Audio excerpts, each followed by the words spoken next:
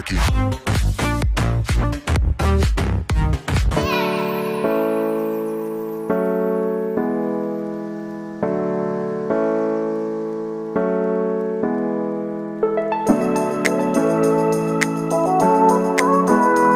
Perkenalkan, nama saya Faizatul Ulia dari Bimbingan Penyuluhan Islam IAIN Ponorogo.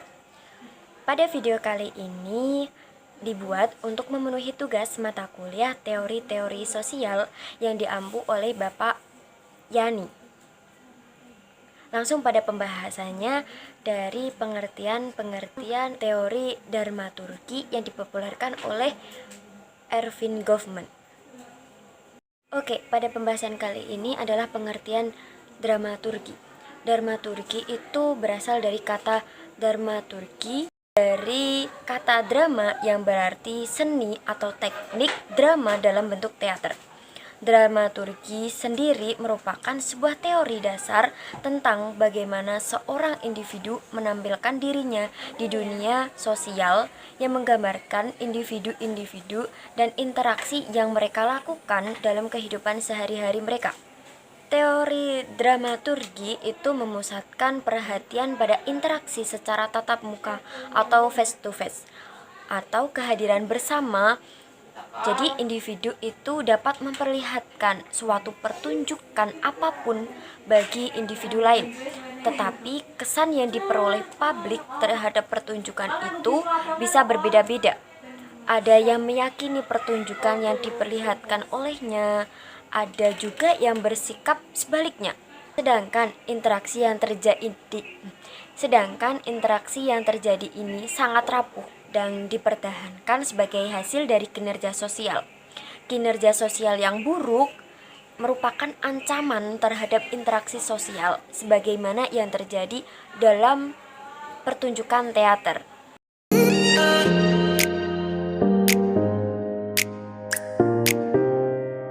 Dalam teori dramaturgi ini kan ada teaternya. Jadi Goffman itu menunjukkan bahwa di dalam teater terdapat panggung depan atau front stage, yaitu bagian pertunjukan yang berfungsi mendefinisikan suatu penyaksi pertunjukan. Dan di dalam panggung depan ini terdapat setting, yaitu pemandangan fisik yang harus ada jika sang aktor memainkan perannya. Front personal itu berbagai macam perlengkapan sebagai pembahasan perasaan dari sang aktor. Selain panggung depan, ada juga panggung belakang yang dinamakan backstage. Backstage ini terdiri dari dua, yaitu penampilan dan gaya. Pengertian penampilan adalah yang terdiri dari berbagai jenis barang yang mengenalkan status sosial aktor, seperti pakaiannya atau apa yang aktor ini pakai. Selanjutnya yaitu gaya. Gaya itu mengenalkan peran macam apa yang dimainkan aktor dalam kondisi tertentu. Baik, pada kesempatan kali ini saya akan menjelaskan contoh memahami teori dramaturgi dalam kehidupan sehari-hari. Kita ambil contoh namanya Farhan. Farhan ini adalah mahasiswa yang mengikuti beberapa kegiatan organisasi di kampus. Ketika ke kampus atau ke kantin atau ke perpus atau ke fasilitas kampus lainnya, Farhan ini harus menyesuaikan diri sebaik mungkin. Berpenampilan seperti mahasiswa, membawa buku, pena, atau laptop. Sikap itu disebut dengan dramaturgi. Farhan sebagai individu memainkan peran sebagai mahasiswa dengan membawa pena, buku, atau laptop. Di samping itu, untuk menunjang atau memantaskan diri, ia menggunakan pakaian selayaknya mahasiswa. Jadi contoh di atas tadi yang disebut yang kita ambil contoh adalah Farhan. Ia adalah sebagai individu yang dicirikan yang berinteraksi di masyarakat kampus. Kehidupan bermasyarakat inilah yang menjadi objek panggung utama atau disebut dengan front stage. Nah, ketika Farhan ini di rumah atau di kontrakan atau di kos, ia adalah individu yang berbeda.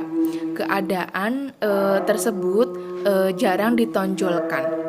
Nah, keadaan yang jarang ditonjolkan itu dinamakan backstage atau di balik layar.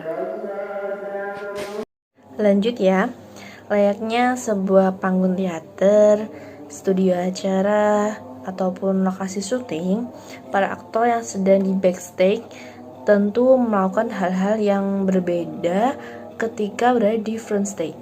Mereka bisa lebih santai dan menjadi dirinya sendiri saat berada di belakang layar.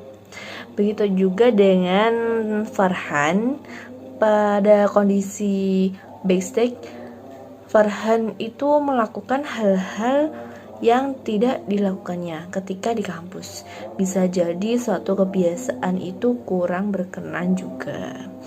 Jika dilihat oleh halayak luas, jadi jangan heran ketika kamu melihat teman-teman yang berbeda saat di lingkungan. Jadi ketika di depan kamu dia baik, terus di belakang kamu dia gak tahu main belakang, jangan heran atau jangan kaget. Nah, jika kamu juga pernah melihat teman-teman kamu ketika di lingkungan yang formal itu seperti di kantor, di kampus, di sekolah, ataupun di mana saja, itu akan berbeda ketika berada di lingkungan non formal. Contohnya juga di rumah, di kafe, di taman, di tempat-tempat lainnya.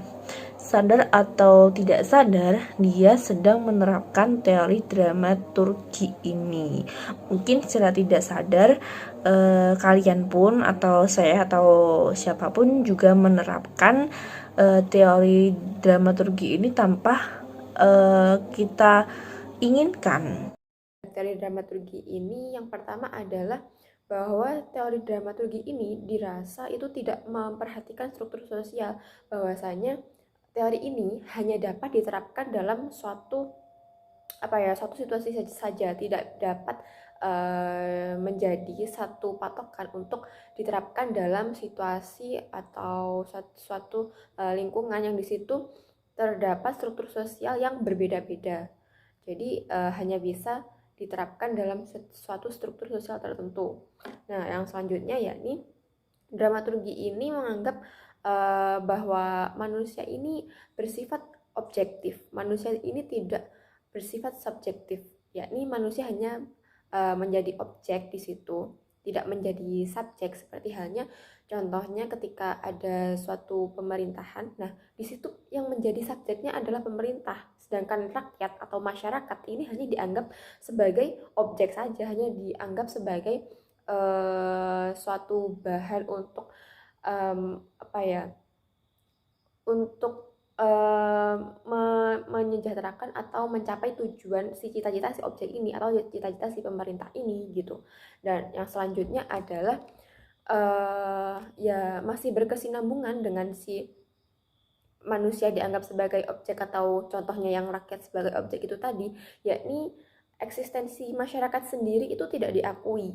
Karena apa? Ya mereka dianggap sebagai objek itu tadi, dan yang dianggap sebagai subjek itu hanya si pemerintah atau si aktor itu tadi. Karena di sini diibaratkan yang berperan itu ketika dalam hierarki atau struktur sosial di Indonesia ini, ketika pemerintah menjadi